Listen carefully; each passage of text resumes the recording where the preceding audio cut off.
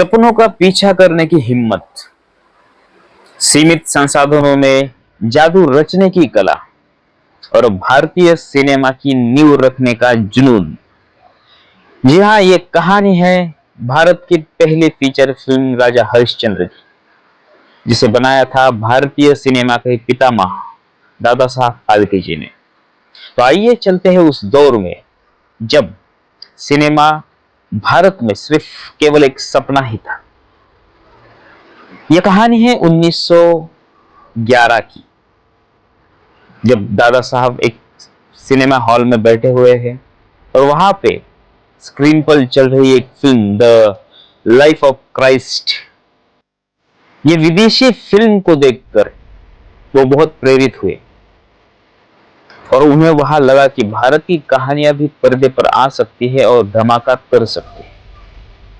लेकिन दुर्भाग्य यह था कि भारत में ना तो कैमरे थे, ना ही कोई तकनीक थी और ना ही किसी को फिल्में बनाने का अनुभव था।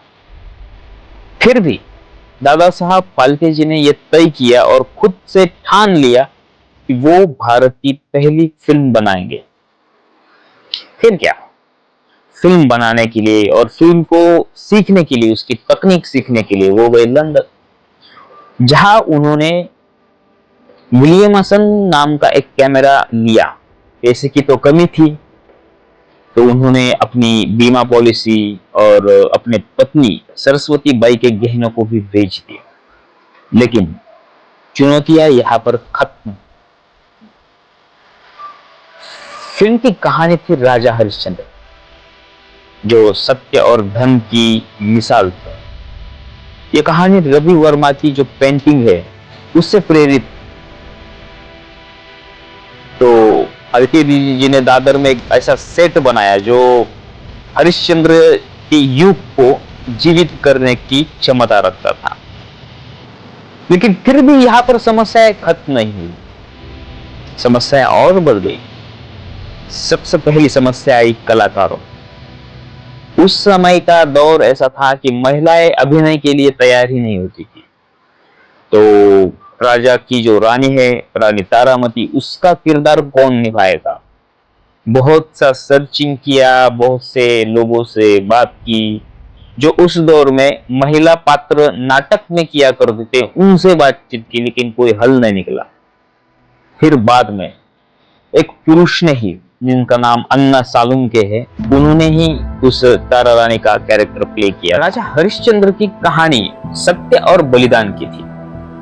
राजा हरिश्चंद्र जो सत्य का पालन करने के लिए अपना राजपाट, परिवार, यहाँ तक के खुद को दास के रूप में बेच दिया था उन्होंने। उनकी पत्नी तारामती और बेटे रोहिदास, उनकी जो पीड़ा थी, और इस सभी घटना चक्र में उनकी अंतिम सत्य ही जीत जाता है। और इस कहानी ने दर्शकों को इतना भावुक कर दिया था उस समय। ये बहुत चली थी। सिर्फ 40 मिनट की ये मूक फिल्म थी, जिसमें एक भी डायलॉग नहीं था, जिसमें फिल्म के बीच बीच में कार्ड्स का इस्तेमाल किया जा रहा था, जो कुछ कार्ड हिंदी में थे, कुछ अंग्रेजी में थे और कुछ मराठी में भी थे। 3 मई 1913 कोरोनेशन सिनेमा हॉल में राजा हरिश्चंद्र का प्रीमियर हुआ था और वहां 15,000 रुपए में बनी हुई ये पहली फिल्म थी, जिसकी रकम तो उस समय बहुत बड़ी थी आज के तुलना में। विज्ञापन देते समय टिकट की कीमत 2 गुना लगाने के बाद भी टिकट इतनी बेची गई कि वो सिनेमा हाउसफुल हुआ और लगातार कई हफ्तों तक वो फिल्म थिएटर में चलती रही।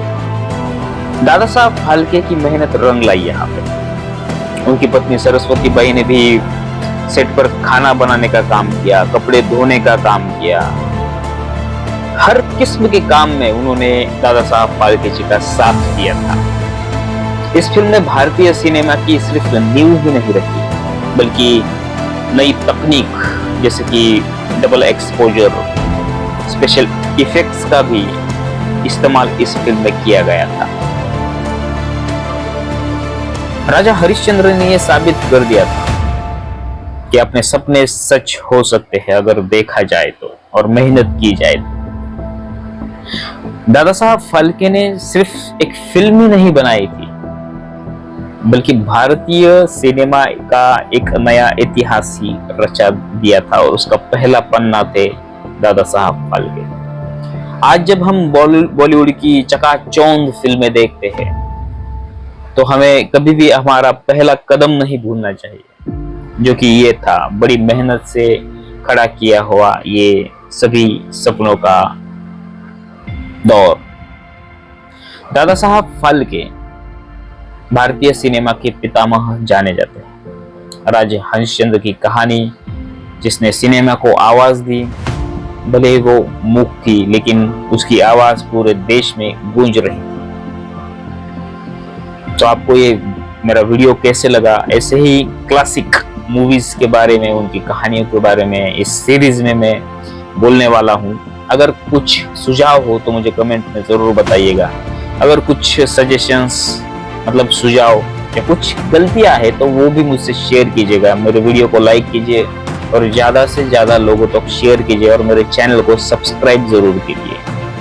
मिलते हैं अगले वीडियो में। धन्यवाद।